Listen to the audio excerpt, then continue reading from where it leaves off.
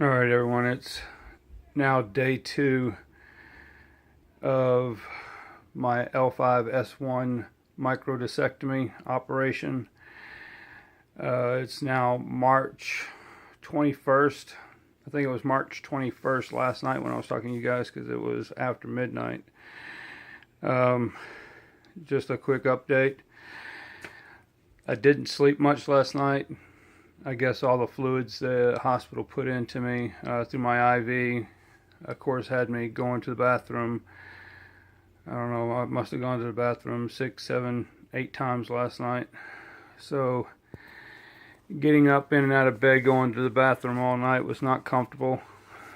I took some more medication last night. And then I took some more medication this morning when I got up. I say this morning when I got up, actually. Got up probably about an hour ago. It's now about 12:30 my time. So 12:30 p.m. here. So the pain level this morning getting out of bed was extreme. It's very painful right now. Very, very sore at the site of the surgery. I'm still having some mild pain in the side of my leg and just a little bit in the foot. Again, like I said last night, the doctor said that might go away, it might not. But in comparison to what it was to what it is now is night and day. It's much more improved. And if I had to live with this for the rest of my life, I could do that. That's not that bad. So, but the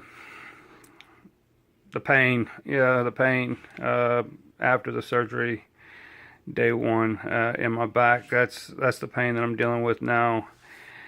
So just, having to go to the bathroom, you don't dare sit down.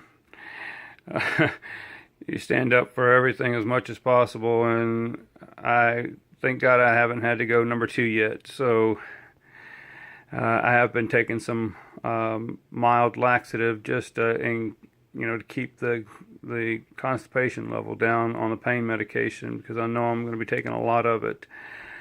My goals for today are to get up, possibly go outside and walk down the street as much as I can before I'm too uncomfortable and have to come sit back down again. I do notice that when I stand up, the pain in my leg is when I feel it the most. But again, it's nowhere near as bad as it was, but it is still there. So my outlook on this procedure is, I'm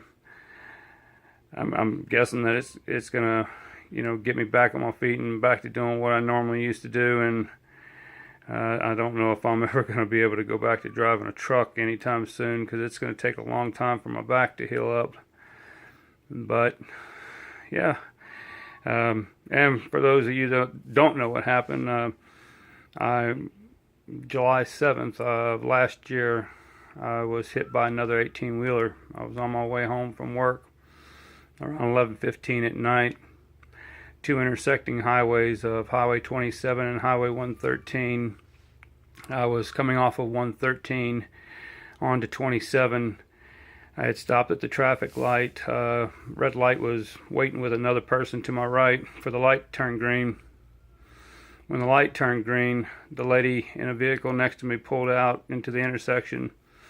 I pulled out next to her, and a northbound 18-wheeler, fully loaded, full size, I was driving a day cab, he hit me about 50 miles an hour, tore the front of my truck off. So the impact had ruptured my L5S1 disc in my back, and I'm just now getting surgery for it. So the epidurals, I've had a total of 3 epidurals.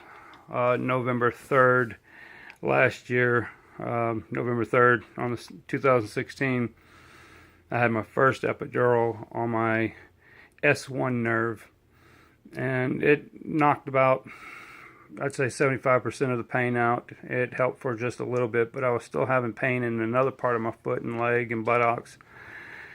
And so the doctor believed that it was putting pressure on the L5 nerve also. So when I came back in for my report update, I told them that I was still having some trouble, and they offered to do the L5 at no extra charge for me.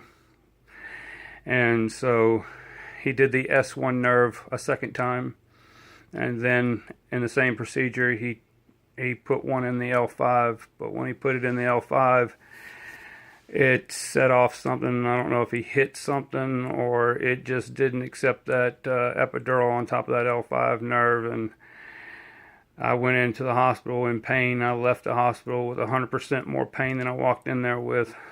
And so it was about 4 days after the injection, I was noticing I was having ED problems, if you know what that is.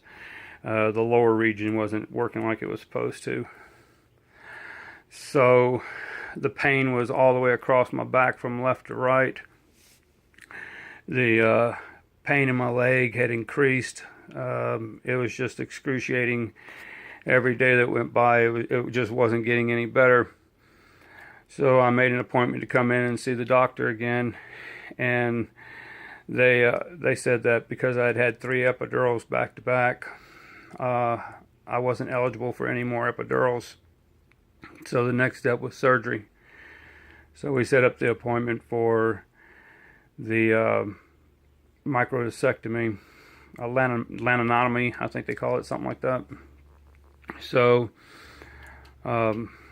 made that appointment, went for my pre-op on March 14th, and I got lucky. They had a cancellation. My surgery was supposed to have taken place on the 22nd, tomorrow actually, but they said that they had an opening for the surgery to be done on the 20th. So I jumped on that, of course. I wanted this gone and done and over with. But yeah, so that's my situation. That's where it's all at right now. And so a few more days of this, and hopefully I can start getting back up on my feet and moving around much more. Like I said, I think my plans for today are going to be to just try and get out, see some sunlight, and walk in front of my house a little bit, and try and stay moving so I can keep these muscles worked out. I will give you guys an update at another time. All right, y'all take care.